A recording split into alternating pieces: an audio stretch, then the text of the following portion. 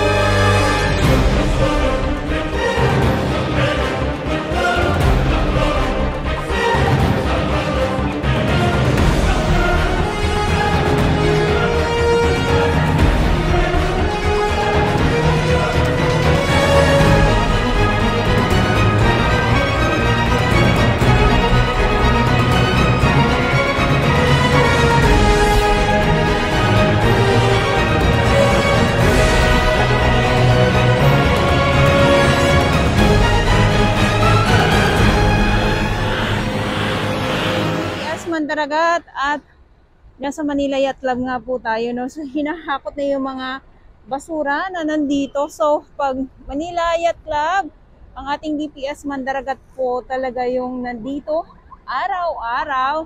At doon naman sa Dolomite Sun, nandoon po ang ating MMDA, Estero Rangers ng DENR at ang ating mga volunteers. Maraming salamat po sa inyong lahat at usaping Manila Yacht Club tayo at mag-update nga po muli tayo dito, no? Dahil ang daming mga isda na dito lang mismo sa tabi at mga alimasa, gaya sa silipin natin at sa mga baguhan. Yes, welcome sa channel ni Miss Jelani Dorabels. Mahalin niyo po ako ng buong buo. Yun ay hindi galing sa ilong ng mga isingaw. Gatusubuan at pagkatapos nga po ng mga ano, no, ng mga basura, so, mga lamang dagat naman po yung nandito at ikot ko lang po kayo at ito yung view.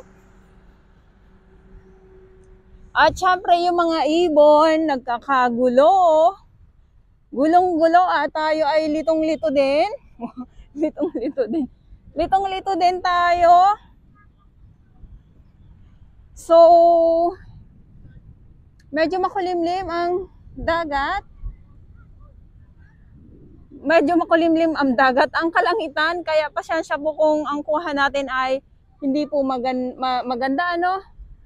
Nahihilo ako kasi sa mga ibon. Saan tayo nilo? So, mabuti pa rin. May mga alimasag po ba? Ano, maliliit naman sila eh. Ay, maliliit? Hindi masyadong malaki.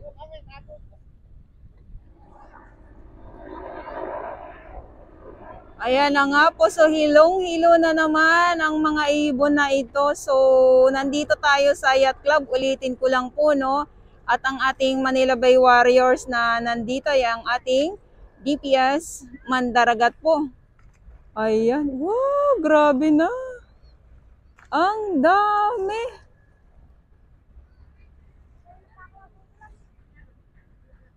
Ayan, oh.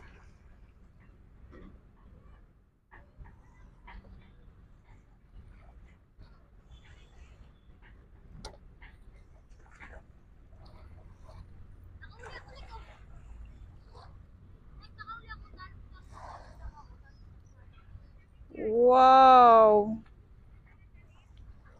Tiny lang, wala pa po bang mga isda ngayon dito? Wala pa mo eh. Mga alimasag pa lang? Maliliit lang pero baka sunod na araw yun, malalaki na. Oh, wow.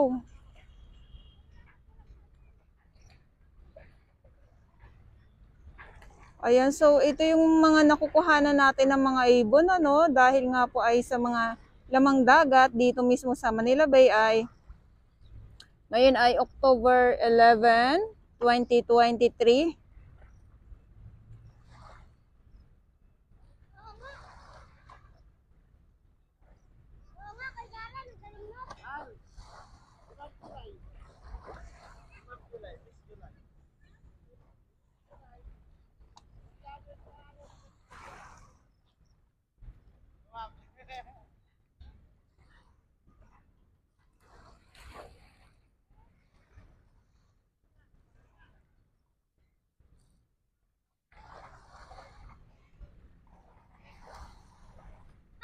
Kayo yung kahapon di ba pumunta dito?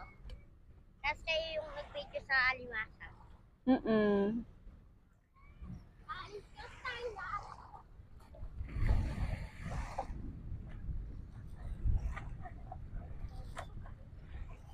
Wow.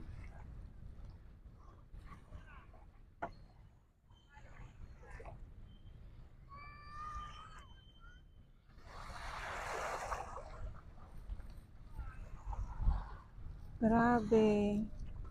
Wow. Oops.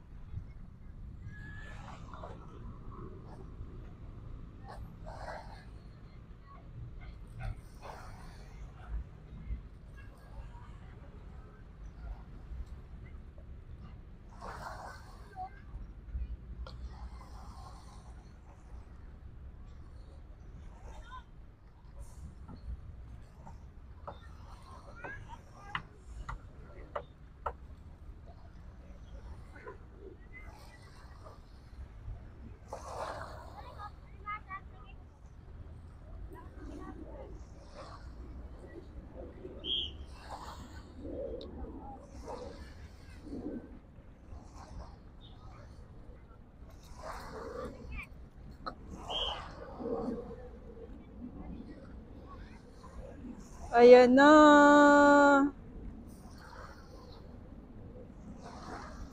May dumating kasi na bangka eh, kaya ano sila. Wow.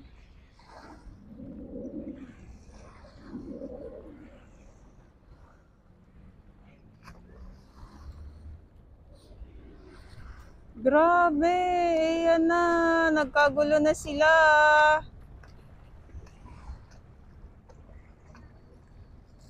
Ang dami na.